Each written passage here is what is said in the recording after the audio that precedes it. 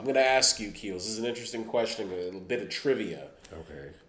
Now, we know Sandy's from Texas. What city in Texas is she from? If I had to take a guess, oh my God, I'm thinking two places.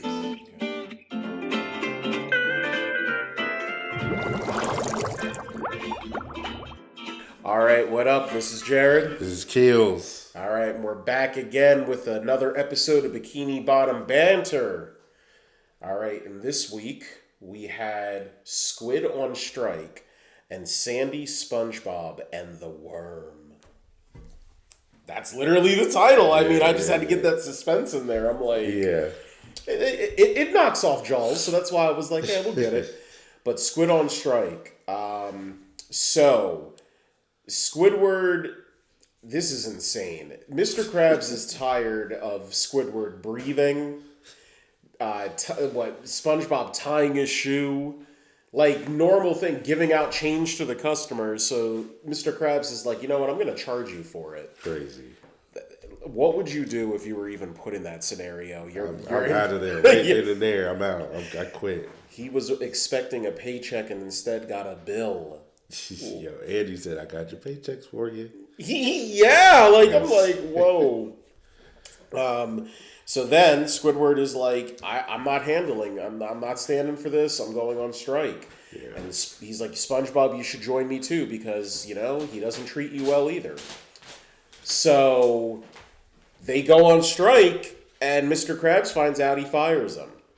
And from that point, it's just like, they actually taught like the kids that were watching like what goes into a strike. I do have that as a little bit. Yeah, like I have that as one of the things that I would change. Like I'll get into it when we get into it, but yeah, I mean essentially at that point it's just like normal things like the picket signs, the speeches, and Mr. Krabs hiring new employees to replace them. So what was your favorite joke in this, Keels? My favorite joke, when they're outside and they're starting to strike, he's like, all right, first we need to throw our hats on the ground because they're a symbol of our oppression. So Squidward throws his hat on the ground. And then SpongeBob takes his hat. He tries to throw his, but it gets stuck to his hand. He's like, I can't do it. So yeah, I would say that's one of my favorites. Okay. See, I was actually there's two. One is a brief one where Squidward is starting the speech to the Bikini Bottom, public, or the residents of Bikini Bottom, and he's like, attention Bikini Bottom, you guys have been cheated and lied to. And the old woman smacks the husband, I knew it. I'm like, I knew it. What is the backstory on that dude? Man. But the second one, it's obvious, it's at the end. Like, I mean, and that's why I said, like, I had to spoil it here for, 2000, 2001, when this episode came out. But Mr. Krabs and Squidward reach a deal. And, they talk it out throughout the night. And in the morning, he's like, I'm glad you saw it our way. SpongeBob wrecks the entire Krusty Krab. Ruined it. He destroyed it overnight. And the funniest thing is, like, Mr. Krabs walks into the Krusty Krabs with his eyes closed, just like humming and everything. There's no door, but still he does the action of opening a door and then sits down. He doesn't even open his eyes until he gets to his office. It's just too hilarious. Like, this man legit did all this. Rubble. I'm telling you. Ruined. Insane. What would you change? I don't think I would change anything. Interesting. Yeah, okay. I wouldn't change anything. I had two things. I think this might be the first time I had two things I'd change. Okay, what was it? So the first thing is, I think for the sake of just, and this even as a kid it got me, but even as an adult I'm like, I don't know.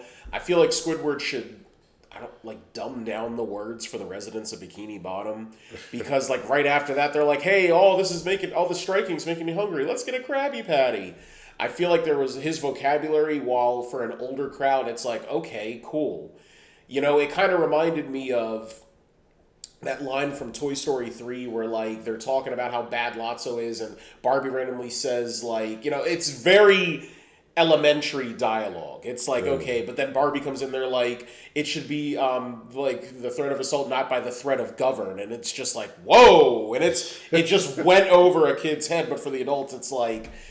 But I don't know, it wasn't captivating enough. But the biggest thing, the teenagers that Mr. Krabs hired... I wish we really saw their hijinks and, like, them being like... Yeah, so do I. Yeah, like, hey, they messed up because Mr. Krabs comes to Squidward, like, oh, the teenagers are wrecking the Krusty Krab. We need to really see that... How they're ruining it, yeah. Right, because from our perspective, the two crowds in the...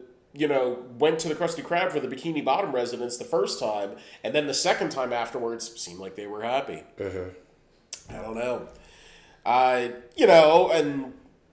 meme-worthy moment, because we're in a debate on this one. Go ahead. It's the chant when he's Krusty Krab is unfair. Yeah. Mr. Krabs is in there. He's inside of the oppression. Steady. So, like, if you guys haven't already, we'll probably put a link in the description. There's a DJ remix of it, which is pretty hot. Hilarious. It was when Vine was popular. It was trending, but.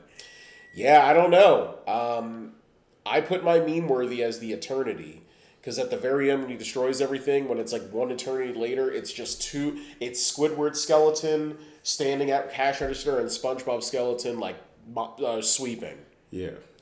So, to each his own. I think there could be multiple memes in this, but I'm wondering, do I hear the Krusty Krab is unfair more than... Probably, Yeah. Maybe. So... I don't know. Listen, this episode's cool, but now Sandy, SpongeBob, and the Worm. Now, classic. This is a good one. Now, before we get into this, I'm going to ask you, Keels. This is an interesting question, a little bit of trivia. Okay. So, and my wife is the one that actually guessed correctly on this. Now, we know Sandy's from Texas. What city in Texas is she from? Do you think she's from? If you could take a guess. If I had to take a guess, oh my God, I'm thinking two places. Okay. But for some reason, Austin pops up. Interesting. Okay. So, for me, I would say Austin, but the other one is San Antonio. Really? Yeah. Okay. That's what your gut's telling you. Yeah. No, my gut's is saying Austin. Your gut's saying Austin? But having been to Austin, they're not super cowboyish like that. Or for what I've seen. But San Antonio just seems like it's like super cowboyish still. Now, you ready? You know what city in Texas she's from? Or she could be from El Paso. Neither. What is it? Houston. Houston? Yeah. Sandy's from Houston, Texas. No way. Facts. Look it up, too. When she guessed it, I was like, I could see it because of the accent. And then looking it up, I'm like, Houston. See, I'm saying no way because Houston is so... diverse. Not only diverse, like, but it's like, it's... See, Americanized isn't the right term. I feel like Dallas is more like... cliche like Texan city. I mean, I've only been to Fort Worth. Dallas is still. Oh, I've been to Dallas too. So all right. Dallas is still like one of those old school cities. Like you know how Atlanta got gentrified. Yeah. Houston is that in Texas. Interesting. Yeah, she's from Houston. So we say that because Sandy makes a point in this episode for how many creatures she's like lassoed or like tackled when she was in Texas. But this episode starts off with a parody essentially of Jaws, where there's this creature that's underground just, messing with the residents. The funniest thing is when it ate the car and the cop was still there trying to make his quota. Took he moved the fire hydrant in front of the car that was parked correctly. I would have been pissed. Yeah, that's crazy. But, it affects our main characters because SpongeBob got, more than half of his house eaten. Sandy lost, her tail. And all the residents of Bikini Bottom were affected by this, so they meet up at the Krusty Krab to basically vent and complain and like, hey, what are we going to do about this? Sandy comes in and is like, I can take care of it. You know, Yeah. I'll be able to get rid of the worm. Keep in mind, this is right after they do another parody of Jaws where I love that little hook thing. I'm just, because as a kid, I didn't even put 1 and 2 together. I'm like, wow. But, you know, Spongebob is over here like, hey, you can't beat this worm. Yeah. And I love that. It's like, so throughout your, literally begging her not to go legit try to fight this worm. Yo, crawling on his knees. What did he say? Like, he literally said some gibberish like that to slow her down. Like, the pretending to be her dad is hilarious. That was funny. Put a mask, a squirrel mask, and was like, this is your pappy speaking. Y'all come back here, young lady. Y'all come back here now. Yo, with the accent from Houston. That's crazy. I don't see Houston. It is. Now we can say it. Yeah, and then, I mean, essentially, see, that's the thing. A good chunk of the episode is just like SpongeBob procrastinating, like, or trying to slow her down.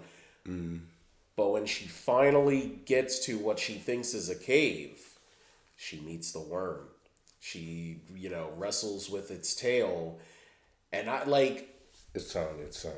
Or its tongue, my apologies, wrestles with its tongue. So when Sandy finally gets to what she thinks is a cave, she's over here wrestling with what she thinks is the worm, but it's actually, and SpongeBob says, that's not the worm. It's the worm's tongue. That's its tongue. Now, so as a kid, you didn't think that was like...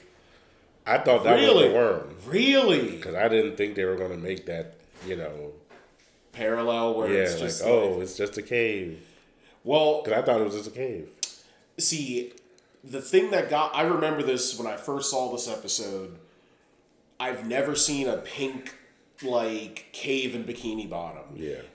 Dead giveaway. I was like, But when it came out with the tongue, I'm like, oh, maybe this is the worm. I was like, oh, I guess I was wrong. And then it's like, nah, that's his tongue. I'm like, okay, there we go.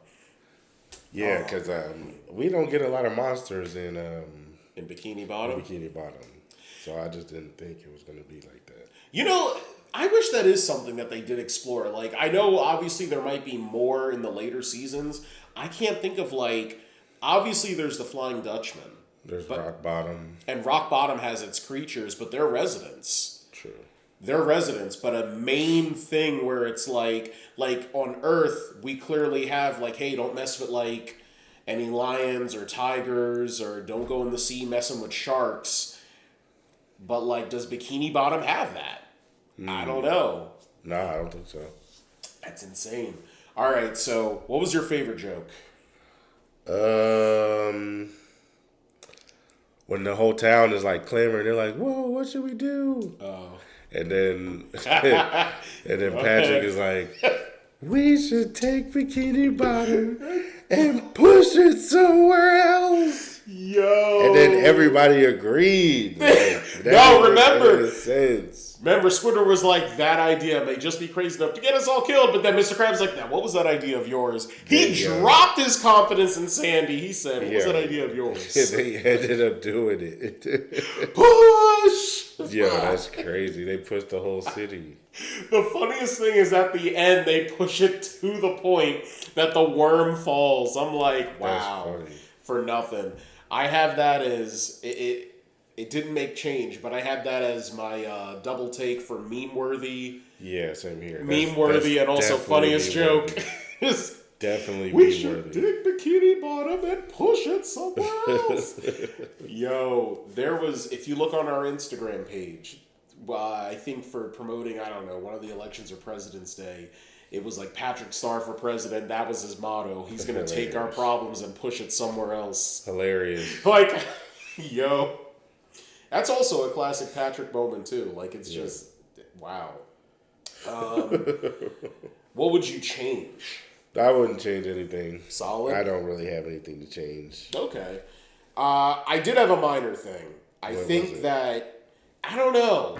I just felt the repetitiveness in SpongeBob, constantly trying to string along Sandy and just like stopping her. Like I Went didn't on like a little too long. Yeah, like it just strung on a little too long. Like it wasn't Yeah, I feel that. tightened up. Like, and it also in some cases it was funny, wasn't funny. Like I think the gibberish thing, not really that funny. I think him challenging the fight, I would have put that maybe in the beginning because we all know that Sandy has beaten SpongeBob in the past. Yeah. The father with the mask, that was the funniest one. Yeah, that was. You ain't my paw. Like, yo. Yeah, I mean, if they tighten that up a bit, we'd have like a really solid one. But this for sure makes like potential for top. This is a classic episode right here. See, I'm wondering. Season 2 has a lot of heavy hitters. I'm wondering where this one like falls in the ranks. I don't know. I have to think about it. Any final thoughts? No final thoughts. All right. Well, that concludes this episode. I think if I remember correctly, I think we only have one more episode in season 2. Really? And then we move on to season 3. Season 3, listen. I'm going to start off right off the bat. Season 3 starts off with probably one of the best ones where Plankton takes over Mr. Krabs' life.